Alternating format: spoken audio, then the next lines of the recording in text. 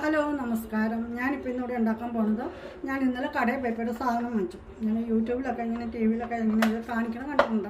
അപ്പം നമുക്കിത് ഇതിനകത്തെല്ലാം ഉണ്ടാക്കാൻ പറ്റുമോ, അതേ ഇത് പറ്റിയതാണോ എന്താണെന്ന് നമുക്കൊന്ന് ഉണ്ടാക്കി നോക്കാം. ഞാൻ അതിന് വേണ്ടിയിട്ട് ഇതൊന്ന് മേടിച്ചതാണ്. നമുക്ക് ഇതിനകത്തൊന്ന് ട്രൈ ചെയ്ത് നോക്കാം. അപ്പോൾ അതിനായിട്ട് ഞാൻ കുറച്ച്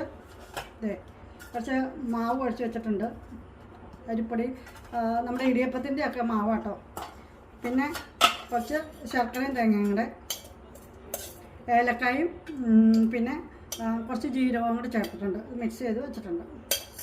അപ്പോൾ ഇതുണ്ടാക്കുമ്പോൾ ഇത് വെള്ളത്തിൻ്റെ അംശം തീരെ ഇല്ലാതെ ഉണ്ടാക്കണം കേട്ടോ. പിന്നെ ഈ അരിപ്പൊടി കുഴക്കണതേ നമ്മൾ കണ്ടതേ കോഴിക്കോട്ടയുടെയൊക്കെ പാകം കറക്റ്റ് കേട്ടോ. ഒത്തിരി വെള്ളമായി പോകരുത്, കുറച്ചിത്. അപ്പം നമുക്കിത് എങ്ങനെയാണ് ഉണ്ടാക്കണമെന്ന് നോക്കാം.